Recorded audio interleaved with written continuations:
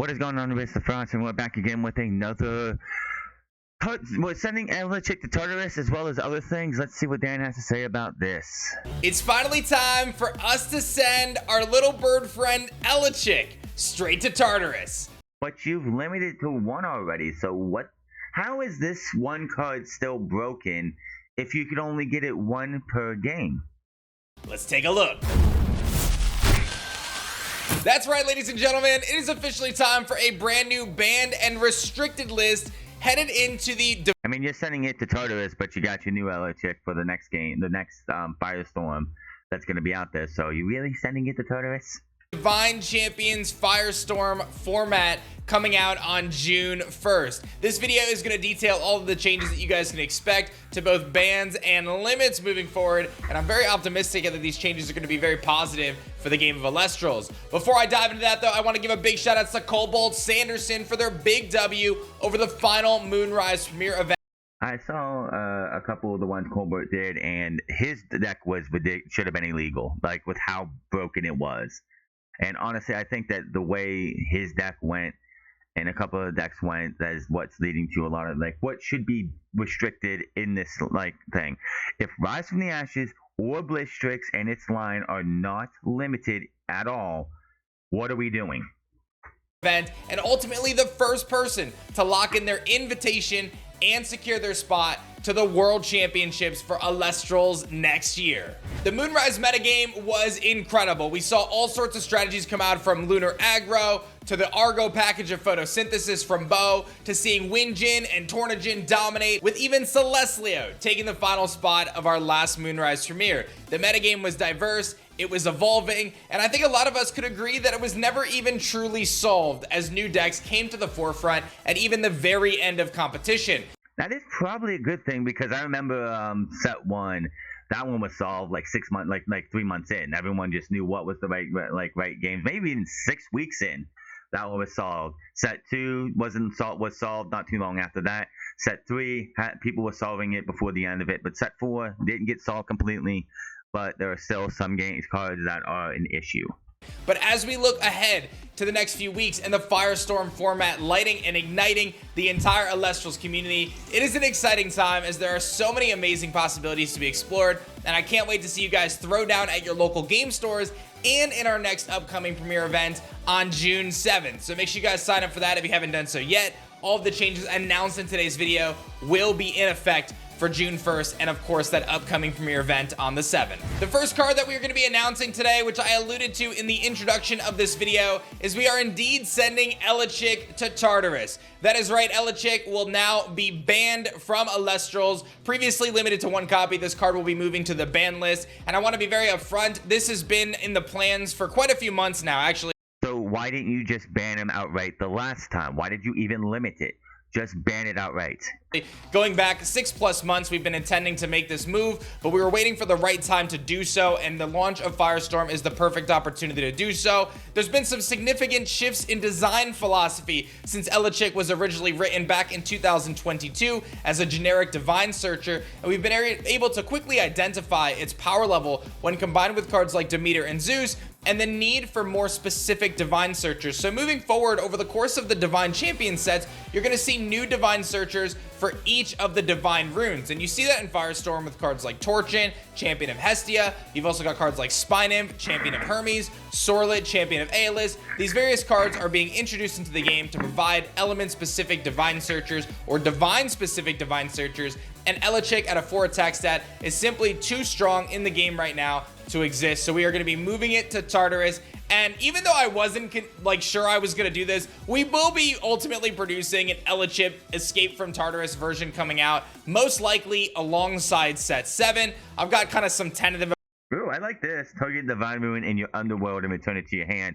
That would be a great effect for anybody who carries one divine in the divine, especially anyone who just happens to carry one divine because that's all they want to carry, and they've used it.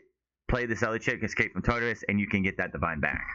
Effects right now, but we'll be testing that alongside set 7 and introducing a new Escape from Tartarus card. I have said that not every card that ends up on the ban list will get an Escape from Tartarus card, but I feel They should. I feel like we might as well make one for this. It'll be a lot of fun, and maybe one day there will be an Escape from Tartarus archetype if we keep sending cards to Tartarus this way. So just to recap, Elechick going to Tartarus primarily because its power usage alongside cards like Zeus and Demeter, but also its generic Divine Search has allowed for players to kind of pigeonhole their deck making into certain ways. Plucky. Yeah, because it's basically, I have a water deck. I want to find I have a water and Luna deck. I don't want to have to sit there and go, well, I have to put Thunder in there because I want to put Elechick in because that's how I want to find my Divine. He will provide the same effect but on a lower stat at Elestral with only one attack, which is a little bit more beneficial, and will continue to introduce Divine specific searchers over the next couple sets so that every Divine, or pretty much every Divine, will receive their own specific searcher to allow their archetypes to evolve and these combo decks to evolve. You're going to need 16 of those if you're going to do that, because there's going to be 16 Divines by the time set 8 comes around. Without just slapping down an Elechick and being able to get whatever you want. The next card we are announcing is a limit to 1 copy per deck, and that is none other than Rise from the Ashes. It's kind of funny how this card came out in set 1 and nobody was using it. Like, I can't say nobody because I didn't see everybody play, but almost nobody was using it. I don't really think we've seen much of Rise from the Ashes being used until later. Obviously, with limiting Earthquake, and the other one, the Resting on Your Laurels, made boss Elestrals a lot more viable to be able to be used. Before that, it's like, oh, Rise up this boss monster. Oh, you hit Earthquake. I lost it and lost out on 6 spirits while you only lost 2. Now, I know the timing here with Rise might seem kind of funny since Cobalt Sanderson just won this event utilizing Rise from the Ashes and Celestlio, but these plans were in place now for quite a few weeks as we've been looking at Rise from the Ashes in the context of a handful of other decks, specifically Blizztrix, and a desire to reduce that power level without obliterating the deck or the archetype. And that's really what this limit is ultimately about. By limiting Rise to 1, you're essentially removing the functionality of these kind of pitch a 3 cost to the underworld and revive it strategies. Rather, you're going to have to utilize strategies. Yeah, because it does make it look a little bit funny and a little suspect when you have somebody win a game and then on the very next game get the same hand that they got, pretty much the same hand that they got. Oh, let me get this one Celestial, this 1 3 cost, and oh, let me play Rise, got him on the field, boom, and I can just dominate. Especially with Earthquake and Laurels being set to 1, you can't have Rise be at 3 if you're just going to have those at 1, because we don't have much removal as it is. Strategies that are a little bit more consistent to be able to generate these advantages from your underworld. And Rise from the Ashes has proven itself to be one of the strongest cards and the most swingy cards in the game. So we're going to be limiting it to 1 copy and continuing to monitor it over the coming sets and over the coming months as it sees play in various decks.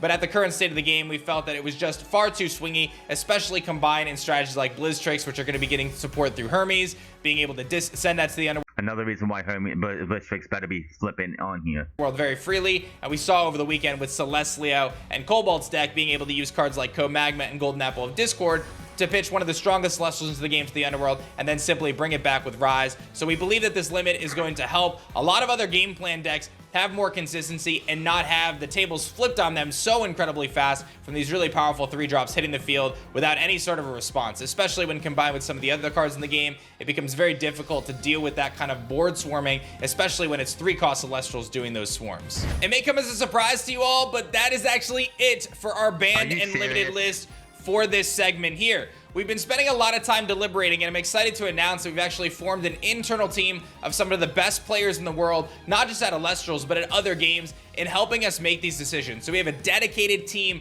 just to test in the ban list. I'm not going to announce who's on that team right now because we're still building things out. We've been testing this. That's a very smart thing to do because you could always have it. Like, I would not announce the team at all. Do not announce the team at all. Because that will keep stop other people from trying to influence those people on that team into making bans or restrictions that some players see fit.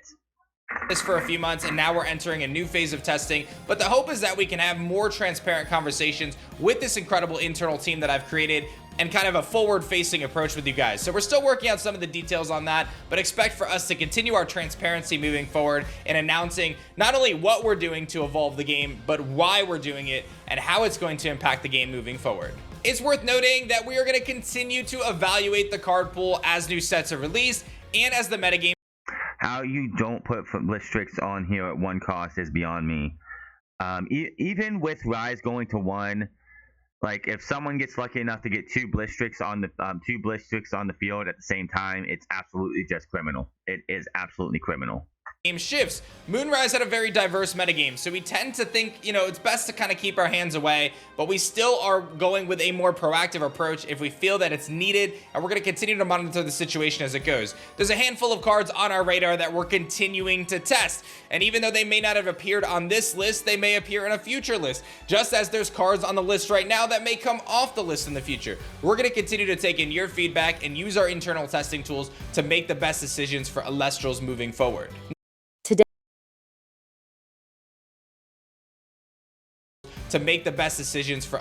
Moving forward. Now, I do want to say I saw a lot of buzz in the community about us limiting or restricting some of the core staple runes in the game. Cards like Gorgon's Gaze, Ambrosia, and so on and so forth. If they ever were to limit Ambrosia, you might as well just end the Elestrals. Same thing with Gorgon's Gaze. Same thing with other staples. Like if you limit our way of healing back cards, you might as well just end this game. But I do want to say that I think it's really important that Elestrals has new cards added to the card pool that can fill some of those slots before we start chunking away at those cards. Because if you just take Gorgon's Gaze out of the game or limit it to 1, it has an incredibly kind of ripple effect on the rest of the game. That is a very load-bearing card right now. So if there's no other cards in the game that have a negate effect or can stop something on a chain. You say this, but you limited Laurels and Earthquake to 1 and did not have anything that could come close to good removal. Yes, there's Shield of Achilles, but that just sends them back to your hand, and it costs extra. Poison Tipped Arrow. Yes, you can poison tip your opponent, but it also costs extra. There is nothing in the game for removal that is as good as Laurels and Earthquake. Or suppress something or prevent something from ascending or whatever it may be that Gorgon's does. It creates a big void, and I think it's going to actually get out of hand pretty quickly. But these are all things that we are testing and continuing to evaluate. So we're going to continue to roll forward with the list as it is right now. Elechic being banned, Rise from the Ashes to 1, and the existing list still staying in place. But again, we're going to continue to test, continue to evaluate, and we're super excited to see what happens with the new Firestorm format. Tons of amazing cards being added, both on the Elestral side and the Rune side. I think we're going to see a nice shakeup. The last thing to note is that starter decks are always legal if they are unmodified. So if you pick up a new starter deck and it contains an Elechic or 2 Elechics, you can play that exact starter deck as long as you don't change any of the cards. But of course, you are going to have to take, if you change any of those cards, you are going to have to take out the banned and limited cards or adhere to the proper list. So that's worth noting there. But ultimately, I am so excited for this next chapter of Elestrals that I can't thank you guys enough. Please continue to give me your feedback. Use the comments. Yep. So Rise from the Ashes will make it a lot harder to get those. Obviously, you play a Snowlit and you somehow get Aspral, put that down. Oh, let me rise up the Snowlit again, get a second Aspral, which honestly, the way I saw that done in the tournament, I honestly think somebody was stacking their deck. Because it's mathematically nearly impossible for that scenario to happen just on a whim. But Rise from the Ashes going down. I don't think you should ever outright ban Rise. It's fine to have 1. I think 1 is fine. I think Monster Reborn in Yu-Gi-Oh! Is limited to 1 or completely outright banned for reasons. But unlike Yu-Gi-Oh! In this game, you have to pay to use Rise from the Ashes. It's a 3-cost card. So one of those 3 spirits, I think that's fair. I think it's fair. And you only get it once. I mean, obviously, you can get it multiple times if you have certain things like, I believe, what is it?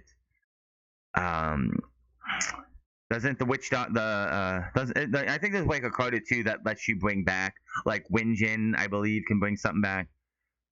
There are certain cards that let you bring these cards back, but just having one of those in your deck, especially if you just you get it back and you have to put it back in your deck and shuffle it, you might not see it the rest of the game. So yeah, you got it back in your deck, but you might not get it the rest of the game.